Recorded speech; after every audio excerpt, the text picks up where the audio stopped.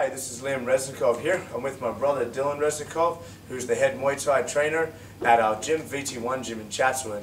He's a world Muay Thai champion. He's been to Thailand over 20 times.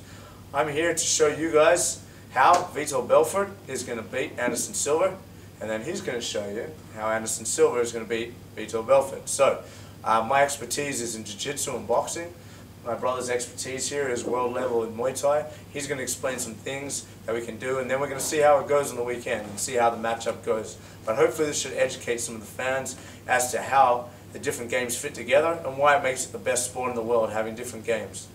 Okay, so Dylan here is going to be Anderson Silva. I'm going to be representing Vitor Belfort. Now, Vitor's a southpaw, which means he fights with his left hand back. Okay? He's got a really good power hand, left hand here. Very fast, okay? The thing is, he's a bit shorter than Anderson, so what's going to happen is there's a couple of different games he can possibly play. Now, we're going to take jiu-jitsu out of this for the moment, but obviously, you know, if Vitor takes Anderson down and gets on top, he can put him in, you know, some bad positions. But we're going to just assume today we're doing the boxing matchup versus the Muay Thai matchup. So there's two different games. I've got Anderson over here, okay? He's a little bit taller, so I have one possibility, which is to pressure him. Now, if I stay at full length range here, Anderson's going to pick him off. Okay? Now, Vitor's a southpaw, so traditionally he's going to want to keep his front foot outside of Anderson's front foot so he can use his left hand power hand, and Anderson can't use his right as well. But the problem with Anderson is that he switches from orthodox to southpaw, so that presents a couple of problems. So there's a couple of ways Vitor can counter that. The thing is, his left hand's still going to probably be more powerful and accurate than Anderson's, but it does present that problem that the front foot now is a little less relevant. He doesn't have that advantage he had before. So, what we're going to do is some of the tools that Vitor can use coming from a boxing background to combat Anderson's long range and his Muay Thai style, and the fact that he can switch between orthodox and southpaw. So, the first thing is what we call pressuring someone. So I'm going to try and pressure Dylan in order to close the range and make sure that he doesn't have that distance advantage, and also to make him throw punches. Now, you guys have seen Vitor fight. He's got quite good head movement. So how it works is this normally. I'm going to pressure Dylan forward. Whether he's southpaw or orthodox doesn't matter. We're going to start with orthodox. As I pressure him here, I'm going to force him to punch me. If he throws a jab, I'm going to come straight down the pipe with the left cross. Okay? Now, if it works, if he throws a right hand, okay, down here, what I'm going to do is I'm going to slip it and I'm going to throw an overhand over his shoulder.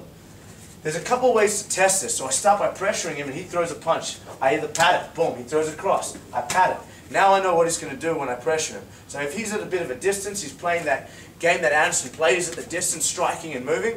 What I'm going to do is I'm going to pressure him, test him, he throws a jab when I'm moving. I'm moving around, I come in, he throws a jab, boom. As he throws a jab, I'm going to slip to the outside with a cross straight down the pipe.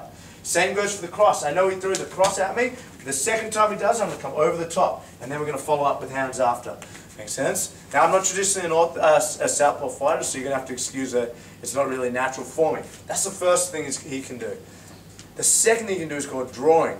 So Anderson's got a really good height advantage here, so I can't play his game. So when we're fighting here, I can pretend that I'm a little scared of him. So I'm jabbing, I'm stepping backwards, I'm jabbing, I'm stepping backwards. Anderson's going to follow me. Okay? Now, as I move in here, he starts cornering me, boom, in the cage. I know that he's going to come forward to hit me. Because if I don't step forward, he can't hit me, so he has to step on me. That's when I can hit, level change, and snatch singles, put him on the ground, body locks, etc.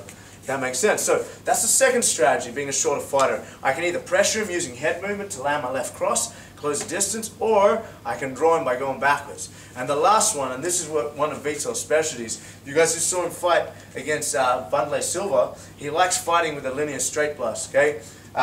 Some people call it boxing blast straight. It doesn't matter. A bunch of punches that go straight down the pipe. Okay? So what he normally does is he starts off either with a left or a right, okay? And he starts throwing the cross. And as he steps back, he switches stance and he just keeps blasting those crosses down the pipe. Okay? Now the thing is, you can't walk in on Anderson, because if you do, he's got the range to hit you on the outside, or he's going to catch you in the tight clinch. It's not where you want to be. Okay, so if he does that, I've got to make sure that I'm not coming at a straight angle. So what I'm going to do is this. I'm going to step off to an angle, okay? Now, everyone always says you can't step into someone's power hand. That's absolutely nonsense. What they're saying is, within range, you can't step into a power hand because you're going to catch a cross or an overhand or a hook. So, what we're going to do is we're going to stay outside range here. We're going to circle into his power hand, and he's going to follow me. He circles into his power hand, so I'm just slightly off angle here, so if he throws an overhand here, it doesn't have the power that he wants to have, and then I'm going to linear blast straight down the pipe. Boom, boom, boom, boom, boom.